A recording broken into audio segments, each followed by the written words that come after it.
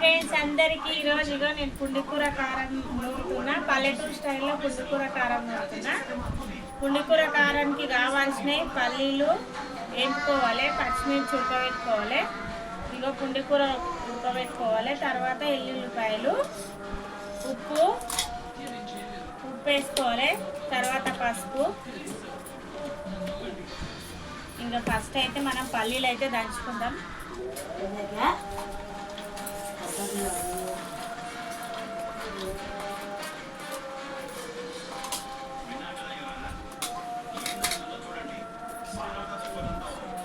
Start. చూస్తున్నారు కదా, ఇక పల్లీలు అయితే దంచుకోవాలి ఫస్ట్. కళ్ళు కింద పడ్డది.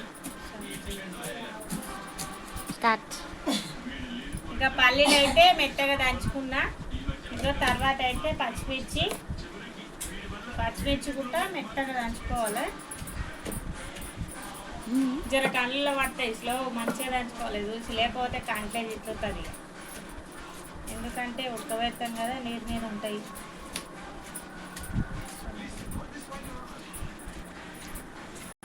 ఎల్లిపాయలు కూడా వేసుకోవాలి. ఎల్లిపాయలు వేసుకుంటే ఇంకా టేస్ట్ వస్తుంది. పుండికూర చట్నీకి టేస్ట్ అనిపిస్తుంది, ఇంకా బాగుంటుంది.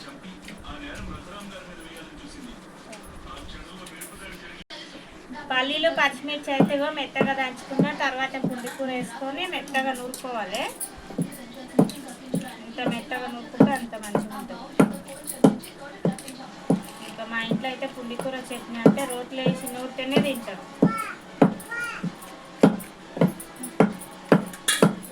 చిన్న ఉంది, కింద పడుతుంది. సెన్సితో అట్లా అంటాను.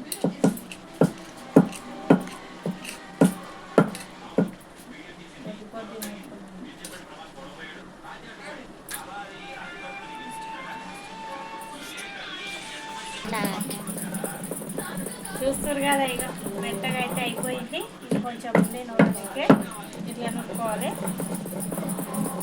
రోట్లో నూరినంత టేస్ట్ మిక్సీలలో అయితే రాదు. పల్లెటూర్లలో అయితే ఎక్కువ ఇక రోట్లోనే నూరుకుంటాము.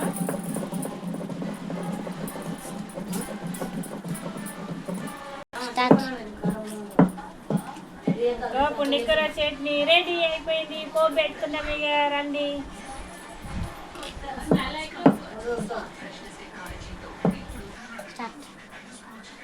ఇక పుండికూర చట్నీలో అయితే పోపు అయితే పెట్టుకున్నాం.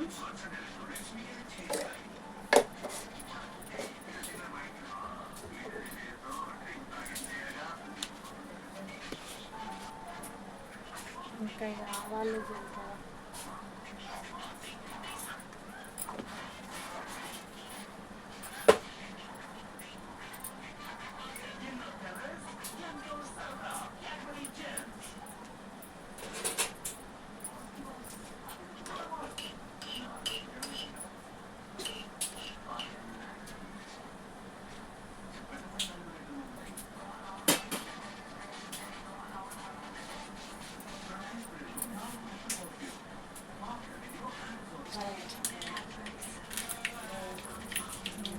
ఇక పోపు అయితే రెడీ అయిపోయింది మనది. ఇంకా ఒట్టిమిర్చి కూడా వేసుకోవచ్చు, కానీ నా దగ్గర లేవని నేను కరివేపాకు, ఆవాలు మాత్రం, జీలకర్ర మాత్రమే వేసుకున్నా. ఓకేనా?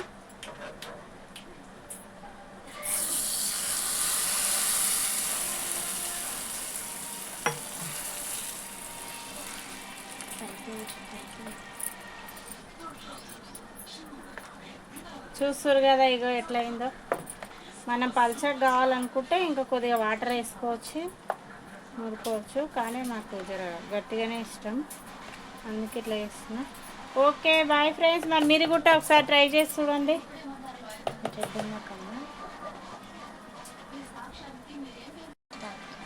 ఇగో పల్లెటూరు స్టైల్లో పుండికూర చట్నీ రెడీ అయిపోయింది. మీరు కూడా ఇంకొకసారి ట్రై చేసి చూడండి. ఎట్లుందో నా కామెంట్ బాక్స్లో కామెంట్ చేయండి. Okay friends, bye.